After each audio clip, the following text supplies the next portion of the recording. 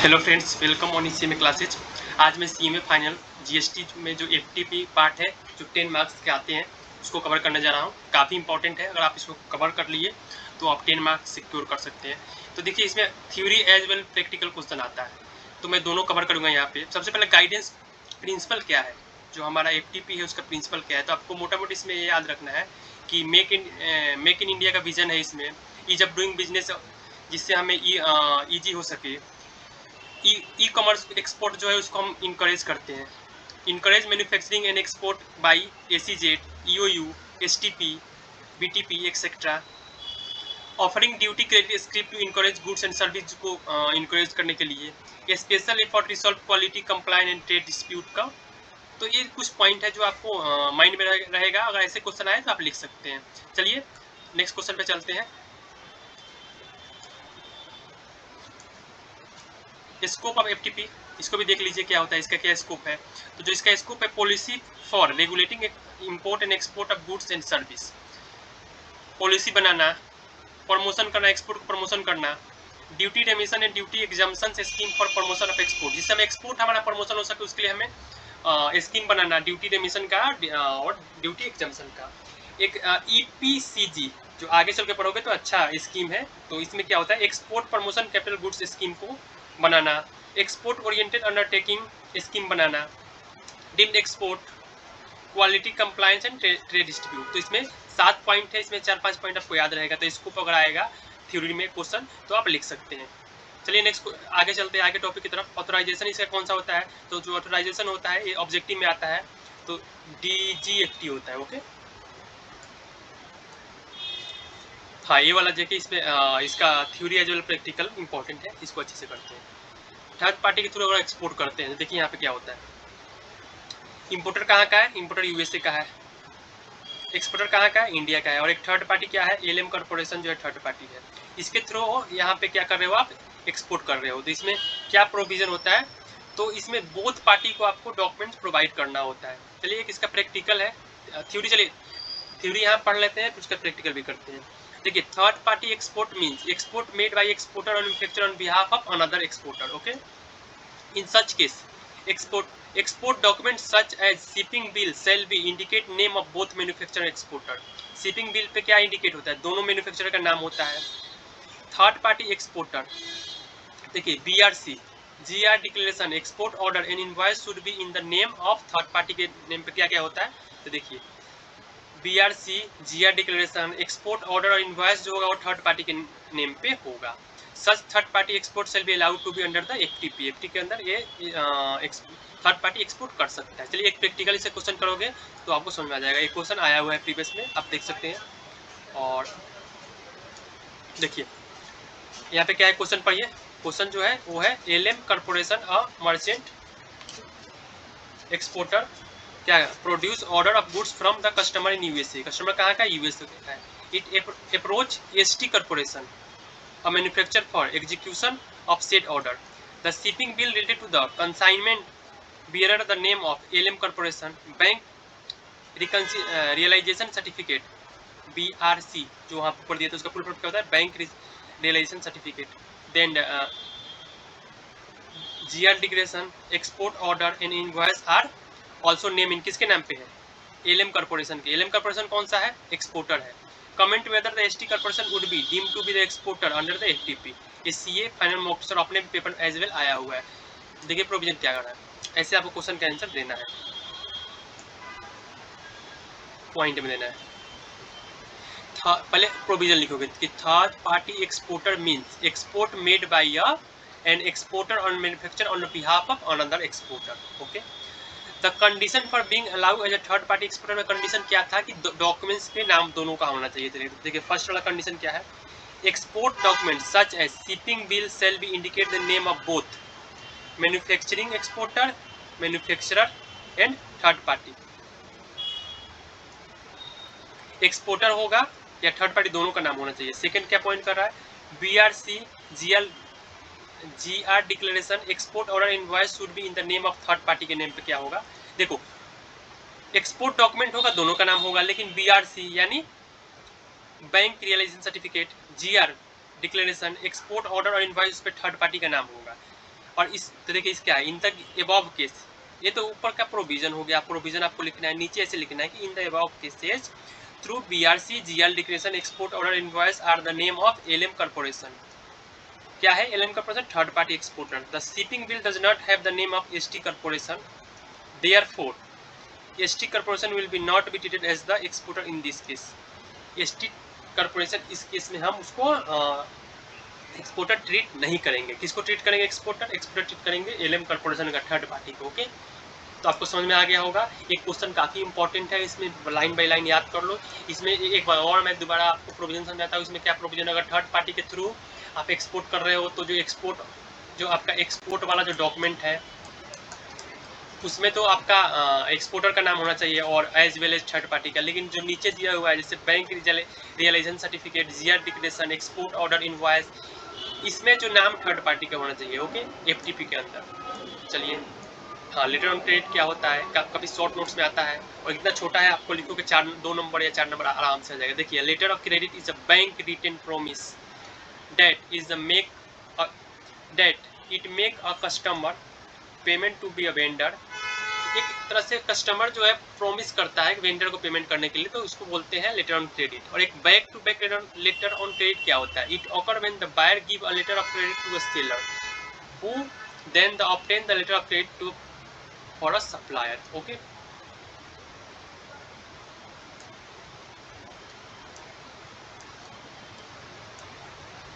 BOT क्या होता है? Board on trade. ये भी काफी बार क्वेश्चन आया हुआ है, तो इसको भी आप देखिए। बोट ऑन ट्रेड क्या होता है? Board of trade has been constituted to advice government to policy measure like.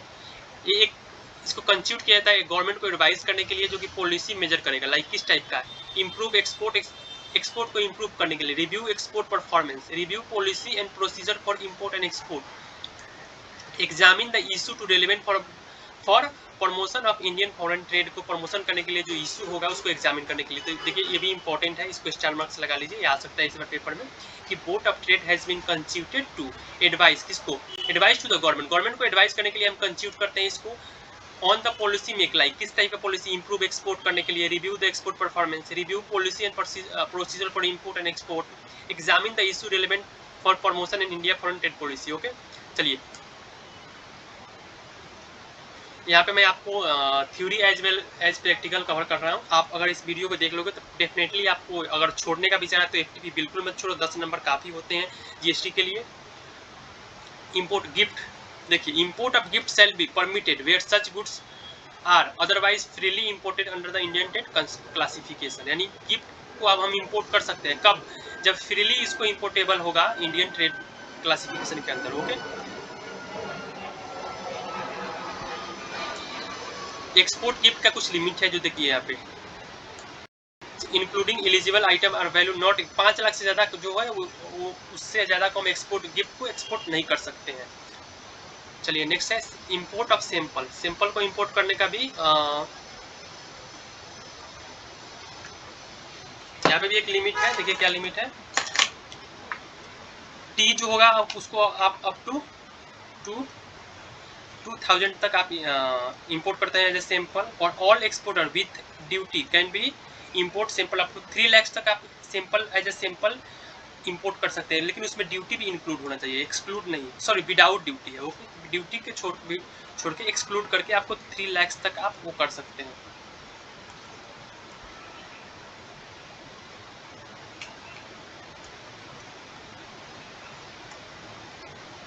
Export sample का देखिए क्या होता है? Export of bond file trade technical sample freely export कर सकते हैं, इसमें कोई लिमिट नहीं है। एक्सपोर्ट प्रमोशन स्कीम है, इसको आगे चल के हम पढ़ेंगे। सबसे पहला जो स्कीम है वो क्या है? Duty exemption scheme. Duty exemption scheme क्या होता है? देखिए, इसमें होता है एक एडवांस ऑथराइजेशन स्कीम और एक होता है duty free import authorisation scheme. दोनों का मीनिंग समझिए। Input which are use to export product can be imported without the payment of BCD. BCD समझते हो ना?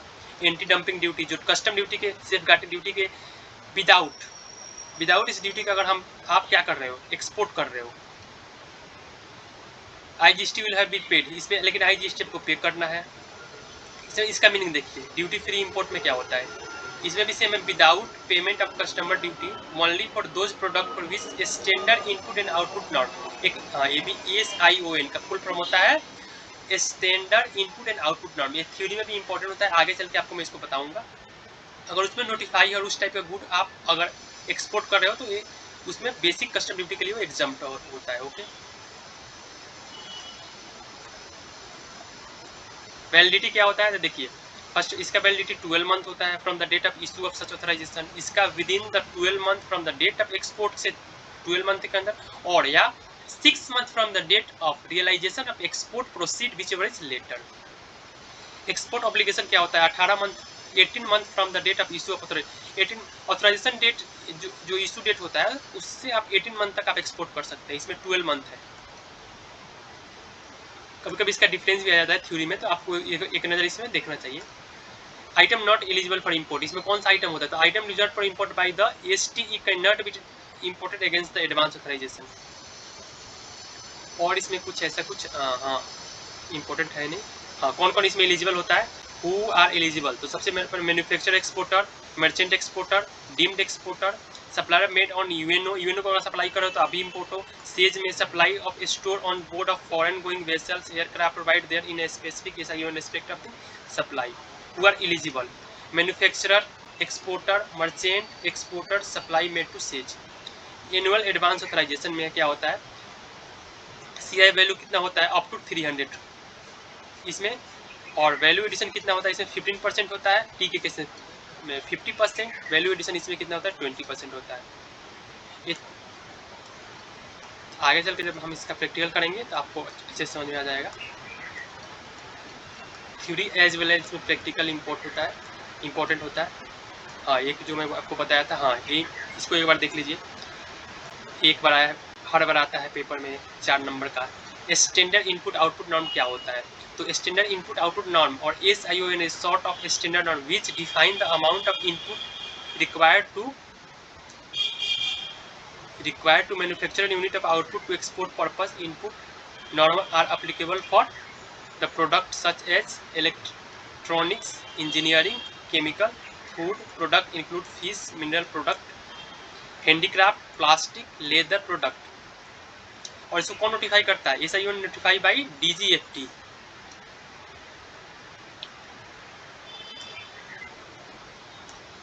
इसका फुल फॉर्म याद रखना, कौन नोटिफाई करता है, किस पे एप्लीकेबल होता है, तो आप आसानी से इसमें लिख सकते हैं कुछ पॉइंट। देखिए ये भी पॉइंट है, बेसिक रिक्वायरमेंट क्या होता है इसका, तो फॉलोइंग डिटेल्स आर रिक्वायर क्या होता है इसमें, the technical details of export output as per details of appendix 33, chartered engineer certificate certify the import requirement raw material to format given in 32B। ये कोई ज़्यादा इंपॉर्टेंट नहीं है, ऊपर ही आप याद रखिए 2-3 पॉइंट। चलिए क्वेश्चन नंबर 2 पे आइए। क्वेश्चन नंबर 2 में क्या है, answer the following question with reference to the provision of FTP. Boston Limited manufacture goods by using import, input and supply of same under the aid program of the United Nations को कर रहा है। Okay, ये first वाले में cover होगा, इसमें 15% आप वैल्यू एडेड मिलेगा। Okay, the payment of such supply receive free foreign exchange, can Boston manufacture seek advance authorisation in relation to such supply made it. देखिए, advance authorisation can be issue for supplier made to UN organization or under aid program of the UN nation or other multilateral agency and such supply need to pay the free foreign exchange। यानी हम UN को कोई भी supply करेंगे तो free foreign exchange होता है। Next question पे आइए, question number 3, LMN Limited has imported input without payment of duty under the advance authorization। the CIF value अब कितना दिया हुआ है 20 लाख दिया हुआ है। the input are processed and the final product are export, the export made to LMN Limited to are subject to general rate of value addition prescribed under the advance authorization scheme। No other input being used to by LMN Limited in the processing। what should be the minimum FOB value, तो minimum FOB कितना होगा 15% value add करेंगे इसमें, कितना 50%, first वाला है। तो देखिए एडवांस ऑथराइजेशन कितना, देखिए क्वेश्चन कितना बड़ा है और इसका आंसर देखिए कितना 2 लाइन में, इसलिए आप सारे क्वेश्चन कवर करके जाना। मेरा यही सजेशन है आपको कि एफटीपी बिल्कुल नहीं छोड़ना है। अगर आपको याद करना पड़े क्वेश्चन तो उसको एज अ प्रैक्टिकल को थ्योरी जैसा याद करो, लेकिन इसको करके जाओ। तो 15% वैल्यू एडेड, देखिए 20 लाख का 50% कितना होता है 13 लाख। 2 लाइन में आप लिख लोगे कि therefore the minimum value of export made bye LML limited should be 23 lakh, और आपको 4 to 5 नंबर या 8 नंबर तक कवर हो जाता है, और थ्योरी 4 to 5 नंबर का, यानी ओवरऑल 10 मार्क्स का इसमें आता है। चलिए नेक्स्ट पे आइए, ड्यूटी रिमिशन स्कीम क्या होता है। ड्यूटी रिमिशन स्कीम में देखिए, एक ड्यूटी ड्रॉबैक स्कीम होता है और ड्यूटी रिमिशन स्कीम होता है। इसमें क्या होता है, export goods name in the all industry DBT list are, अगर यस है तो the all industry duty drawback rate applicable provide such as DDB cover 80% of duty suffered already, otherwise इसमें 80% ड्यूटी सफर हो रहा है। इसमें अगर नो है तो कोई brand rate of DDB applicable होता है।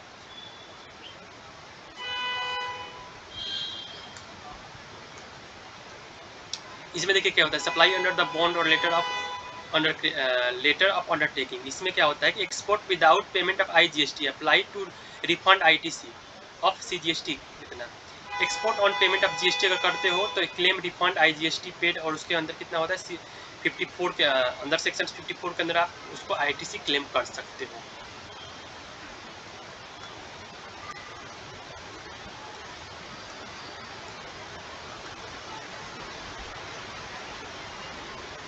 एक ड्यूटी क्रेडिट स्क्रिप्ट है, goods export after manufacturing in India, export service,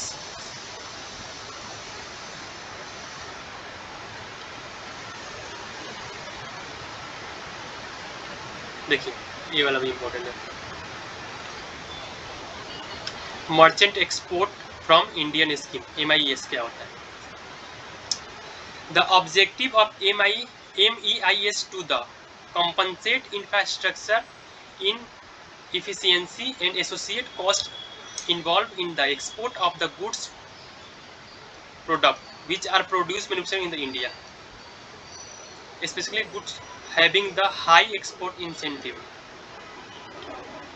employee potential and thereby the enhancing the India export अगर कोई भी हमारा एक्सपोर्ट इनहेंस हो रहा है तो इस पर एप्लीकेबल होता है। इसमें देखिए क्या होता है, रिवार्ड हम देते हैं, रिवार्ड रेट कितना है,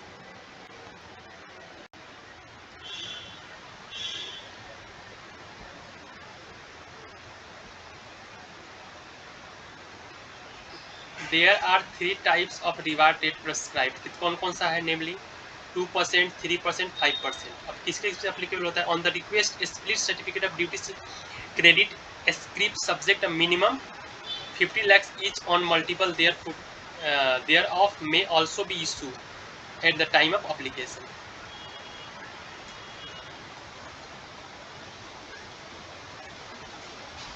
देखो यहाँ पे क्या है समझाया,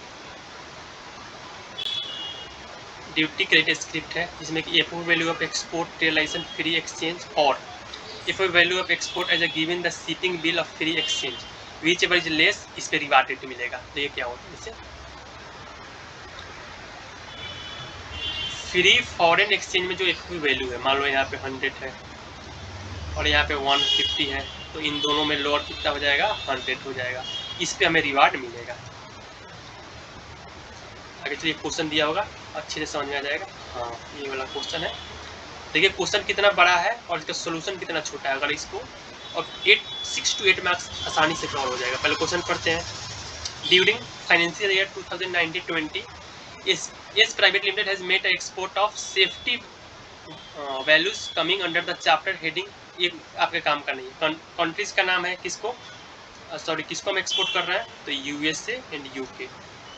एफ वैल्यू कितना दिया हुआ है 50 lakhs, F value export given the shipping bill कितना दिया हुआ है 55 lakhs, तो इन दोनों में लोअर कितना होगा 50 lakhs, उस पर हमें क्या मिलेगा रिवॉर्ड मिलेगा, और कितना पर रेट दिया हुआ है 3%। इस सारे क्वेश्चन में आपको दिया होगा, बस इसमें टेक्निकली पॉइंट क्या था कि जो फ्री फॉरेन एक्सचेंज का एफ वैल्यू है और जो शिपिंग बिल में जो हमारा रेट है, दोनों में जो लोअर होगा उसको कंसीडर करेंगे। देखिए यहाँ पे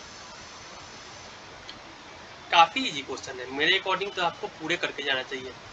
जैसे देखो ऐसे रियलाइजेशन वैल्यू ऑफ वैल्यू कितना है 50 lakhs, एक्सपोर्ट का वैल्यू कितना दिया हुआ है 55 करोड़, सॉरी करोड़, दोनों में लोअर कितना होगा 50, उसका 3% 1.5 crore, 8 marks secure, 6 to 8 marks secure हो जाएगा आपका, देख रहे हो।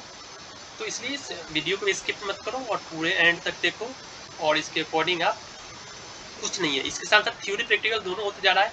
एटलीस्ट इतना तो होगा ना कि आप छोड़ नहीं सकते हो इसको, जैसे अगर पेपर में आया तो आपको ये नहीं हो कि मैं करके नहीं आया हूँ इसको छोड़ दूंगा, आप उसको ऐसे एटलीस्ट कर दोगे। और प्रैक्टिकल तो अगर आ जाए तो आपका टाइम सही है, तो देखो कितने छोटे छोटे प्रैक्टिकल आ रहे हैं। चलो क्वेश्चन नंबर 5 पे आते हैं।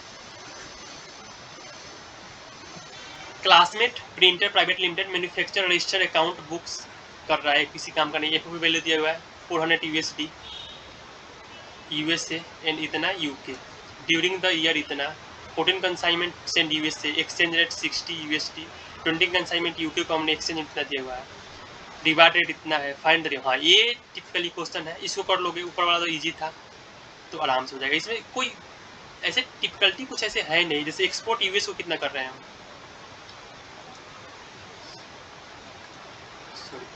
US को कितना कर रहे हैं, तो देखो 400 इंटू 60 करो,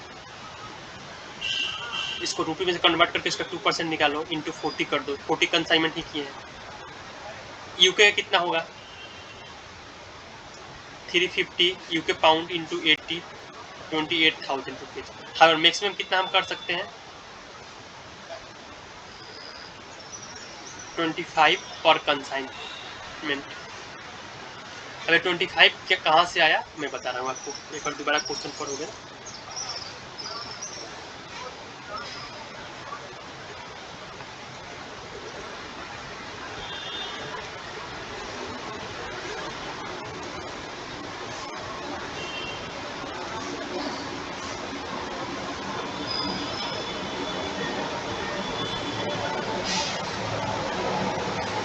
देखो, if the value of export using e-commerce platform more than 25 per consignment, the MEIS reward would be limited a full value of 25,000 only, इसमें restricted है, ठीक है, इसलिए यहाँ पे 25,000 हमने लिया हुआ है। क्वेश्चन आपको दोबारा मैं समझा देता हूँ।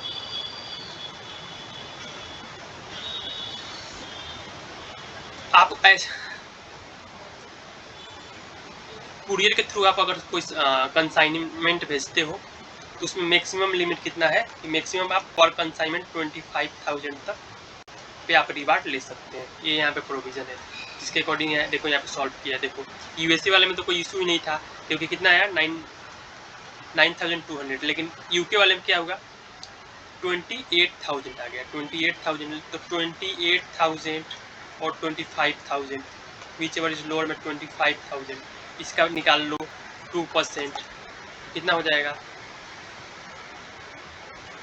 10,000, और फिर 20 कंसाइनमेंट है। ओके फ्रेंड्स, तो चलिए पार्ट 1 में यहीं तक, पार्ट 2 अभी आपको अपलोड करके उसमें पार्ट 2 भी आप कंसिडर कीजिएगा, उसमें पूरे रिमेनिंग जो पार्ट है उसको कवर करेंगे।